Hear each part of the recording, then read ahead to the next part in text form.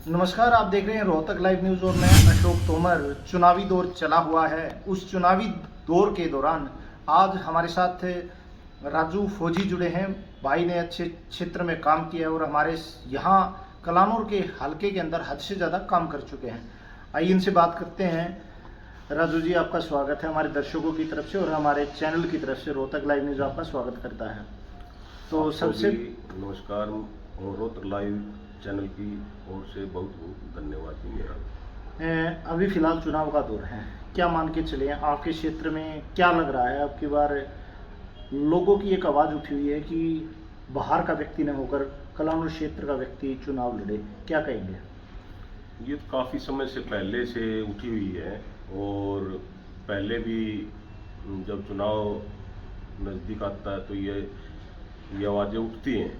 तो जो अपने आला कमान है और ख़ासकर मैं ये बोलूँगा भाई अपना कांग्रेस और हुड्डा साहब के नेतृत्व में, तो उन्होंने देखना इस चीज़ का, तो इस क्षेत्र के में किसको कैंडिडेट बनाते हैं, किसको लेके आते हैं। देखो तो हुड्डा साहब ने देखना है, हम तो सिर्फ जो हुड्डा साहब जिसके तरफ इशारा करेंगे हम उनके साथ कार्य करेंगे। अब की बार टिकटार्थी ज़्यादा है, दौड़ ज़्यादा है, क्या मान के चले सीटिंग एमएलए की टिकट कट पाएगी या फिलहाल नया कैंडिडेट कोई नेतृत्व वाला कमान देगा? इसका तो हुड्डा साहब के ऊपर है। सर्वे पर हुड्डा साहब नहीं बताया, सर्वे होगा और सर्वे पर भाई जो सर्वे जिसके फेवर में निकल के आएगा हुड्डा साहब उसी हिसाब से डिसीजन लेंगे। 10 साल का दौर गुजर चुका है मौजूदा सरकार का, बीजेपी सरकार का। सरकार ने नया मुख्यमंत्री भी दिया है। कलानौर क्षेत्र के लिए क्या मान के चले 10 साल के अंदर क्या कुछ हो पाया है, हो या सरकार कर पाई है, क्या कहेंगे? मेरे को तो ऐसा कुछ नहीं लगता भाई इन्होंने कुछ किया हो। कलानौर के जो शहर की प्रॉब्लम बता दें, एक मुख्य प्रॉब्लम होगी पानी की जी। वो पानी का भी आज तक कुछ समाधान नहीं हो सका है। कोई भी अपने क्षेत्र में मेरे को ऐसा नहीं लग रहा भाई सरकार ने काफ़ी काम किए हों या फिर ऐसा कुछ, मेरे को तो ऐसा कुछ नज़र आ नहीं रहा भाई सरकार ने काम किया। सरकार द्वारा घोषणा की गई थी सब डिवीज़न की, वो भी वापस ले ली गई। लोगों को आस थी कि सब डिवीज़न बन पाएगा, लोगों का विकास हो पाएगा, परंतु हाले दौर वो भी वापस ली। तो क्या कहेंगे, लोगों की उम्मीद टूटी या कुछ और? कलानौर क्षेत्र में अपने कोई ऐसा दमदार बीजेपी में कोई ऐसा लीडर नहीं रहा जो हमारे कलानौर क्षेत्र के लिए कार्य कराए।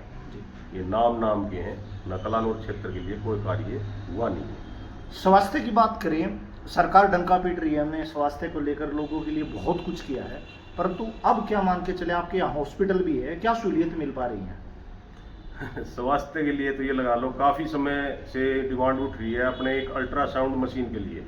हालांकि देखो डॉक्टर हैं, डॉक्टर अच्छे हैं, वो अपनी तरफ से पूरा वो करते हैं, पर उनके पास कोई संसाधन नहीं होंगे, कोई उनको जो टेक्निक वो नहीं होगी तो वो कहाँ तक कर पाएंगे। इसलिए वो अपना पीजीआई रोहतक के लिए फॉरवर्ड कर देते हैं।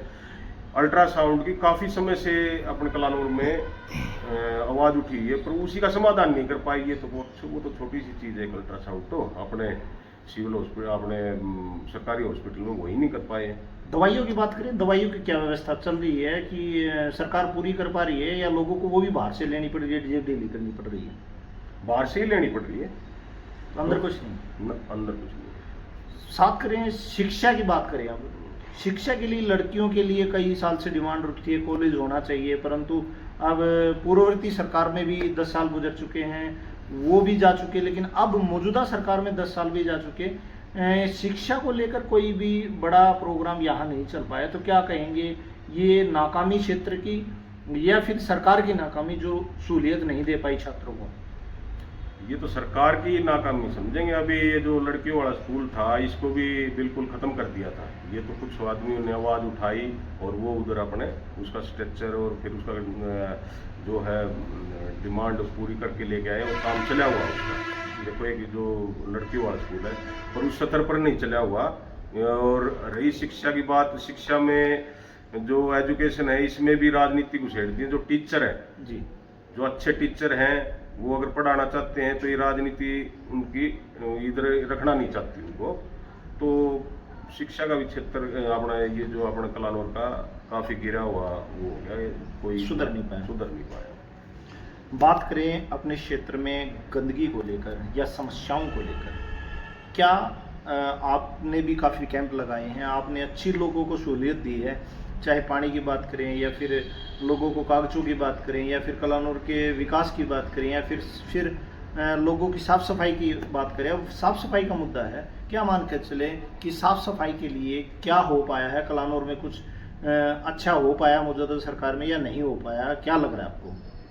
मेरे को तो ऐसा कुछ नहीं लग रहा भाई। साफ सफाई के मामले में भी मान लो अपना कलानौर आगे ना, ये तो नॉर्मल के जो रूटीन है वही कर पा रहे हैं ना, तो साफ सफाई का भी इतना जहाँ भी देखते हैं कूड़े के ढेर हैं, फिर जो भी हैं गलियों में साफ सफाई के भी मैटर में कोई इतना अच्छा काम हो नहीं रहा है। ये तो पूरा नगर पालिका पर चलता है, पर नगर पालिका में भी कोई ऐसा वो नहीं है वो जो साफ सफाई के इस तरफ ध्यान दे ले। किसानों की बात करें, आप किसान परिवार से जुड़े हुए हैं, मौजूदा सरकार बजट भी सेशन भी चला गया, उसके बावजूद अब किसानों के लिए कुछ नया नहीं कर पाए, तो क्या मान के चले किसानों को जो आस थी या गरीब परिवारों को जो आस थी कि जो छोटे लेवल पे किसान काम कर रहे हैं, तो क्या सरकार को जो बजट सेशन था उसमें कुछ देना चाहिए था, वो भी नहीं दिया गया, तो क्या मान के चले आपके नज़रिए से क्या होना चाहिए था?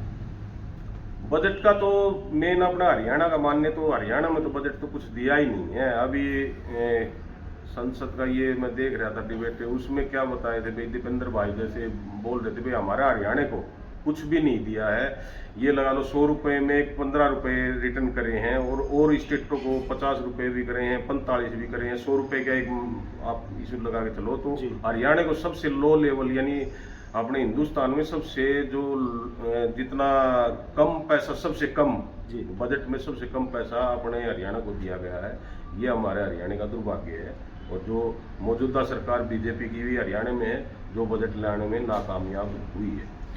मौजूदा तौर पे एक बात और देख के चले, आपके क्षेत्र से बसों का रूट है ज़्यादा है, परंतु लड़कियों के लिए आपने बहुत बड़े लेवल पे एक बस लगा रखी है और जो बसें चलाई गई हैं आपकी तरफ से, तो क्या मान के चले वो सरकार को करना चाहिए था, वो आप अपने लेवल पर कर रहे हैं, तो आपके जहन में ऐसा क्यों आया और आपने बस क्यों लगाना उचित समझा? बस का अब अपने लड़कियां हैं जो गुड़िया हैं ये पढ़ने के लिए जाती हैं, तो इनको भी अपना एक सेपरेट वो चाहिए। ये तो सरकार ने करना चाहिए इसका भाई 2 या 3 बसें ऐसी लगा देनी चाहिए जो गुड़ियाओं के लिए, जिसमें पढ़ाई का भी इनको उचित हो जाएगा। ये सारा देख के अब भीड़ रहती है और भीड़ में गुड़िया ये जब जाएँ तो ये लगा लो ध्यान उधर भटक जाता है और पढ़ाई के उसमें नहीं जा पाती। जब से 2 साल हो गए बस लगा रखी है, तो इसमें पढ़ाई का जो लेवल है अच्छा यानी ऊपर गया है। जो बच्चों ये गुड़िया हैं अपने लड़कियां, इनमें पढ़ने की उत्साह बढ़ी है। टिकट की मान के चले, कांग्रेस पार्टी के अंदर फिलहाल घमासान मचा हुआ है, कैंडिडेट हद से ज़्यादा है। आपके हिसाब से कैंडिडेट कौन होना चाहिए और कैसा होना चाहिए? देखो हम तो इसमें सभी कैंडिडेट बराबर हैं अपने लिए, तो जो भी आला कमान अपने ऊपर करेगा आप उसी के साथ, आप हुड्डा साहब के नेतृत्व में है, दीपेंद्र भाई के साथ हैं, वो जैसा डिसीजन लेंगे हम उनके साथ। जी बिल्कुल दोस्तों, आपको राजू फौजी उर्फ राजकुमार द्वारा आपको एक बहुत अच्छी समस्याएं हैं जो कलानौर की वो आपके सामने रखी हैं। आने वाले समय में देखते हैं क्या सरकार बनने के बाद जो इन्होंने समस्याएं बताई हैं वो उन्हें हल करवा पाएंगे या नहीं। वो रही बात टिकट की, तो इन्होंने कहा कि जो आला कमान इन्हें नेतृत्व की तरफ से या फिर जो इन्हें जिम्मेवारी सौंपी जाएगी उसके लिए अपने आप पूरी तरह पार्टी के साथ इस पक्ष लगे हुए हैं। Rohtak live news, Ashok Tomar, Kalanaur.